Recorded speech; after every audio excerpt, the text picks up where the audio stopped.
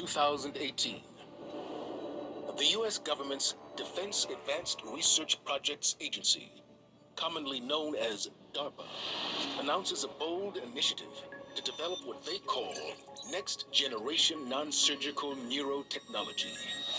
It is designed to allow the human brain to directly interface with machines. We know that DARPA is exploring human-machine interfaces that include direct connections between the brain and outside systems. That's been from the beginning of DARPA's information technology mission, and it continues to this day. DARPA has created some of the most influential technologies of all time, things that we use and take for granted every day, including the project that became the internet. They've created self-driving cars, stealth technology, GPS that fits in your pocket. That's DARPA's specialty, to imagine the future and create it.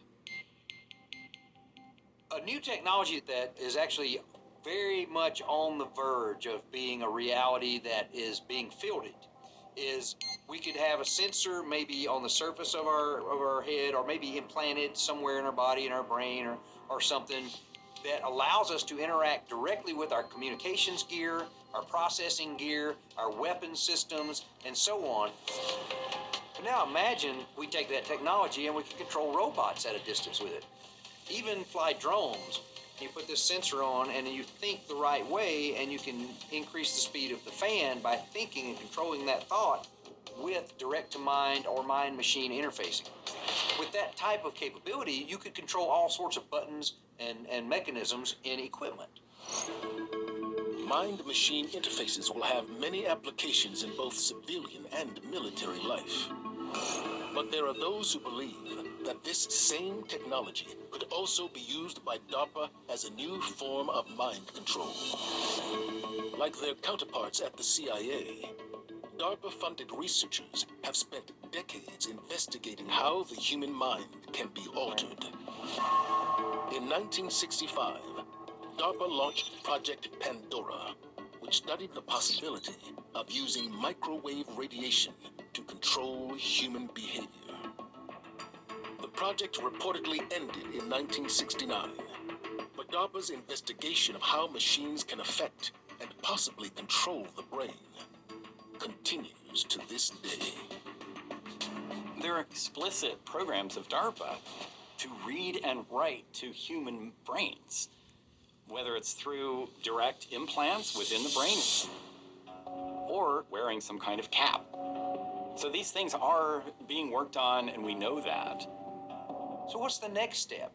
Maybe the next step is we can send instructions and information to an actual person from a distance with this kind of technology to let another person control their actions.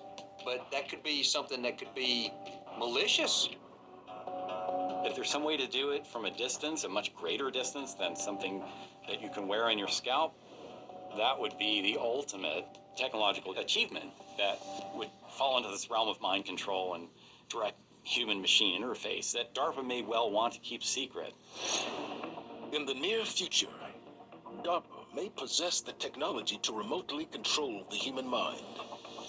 But as concerning as that may be, according to some scientists, a more permanent kind of mind control technology is looming. And it involves modifying the human brain by altering the human body's DNA. The future of mind control, and the future being right now because these experiments are being done, is using gene editing tools. One of them would be CRISPR. The way it works is take the CRISPR, which are these short alternating repeats of DNA. You put that together with an enzyme called Cas. And so you take the CRISPR that you want to use, and you put these pieces together that can be injected and insert this DNA to certain areas of the brain so that we can change brain cells and turn you into something you wouldn't otherwise be. So in this way, gene editing technologies like CRISPR really form a definite basis for future mind control. These these are things that DARPA has investigated. Every technology has the potential for good or evil, and who defines what's good and what's evil, and who uses it for what purpose? These are all questions that have been asked about everything from rockets to self-driving vehicles. We still don't have a good handle on the ethics of various technologies that we use. The technologists tend not to be so concerned with the ethics. That seems to be the domain of other people, policymakers, for example, academics, people like this. There needs to be a hand-in-hand interaction with people creating technology and those who are considering the ethics of that technology.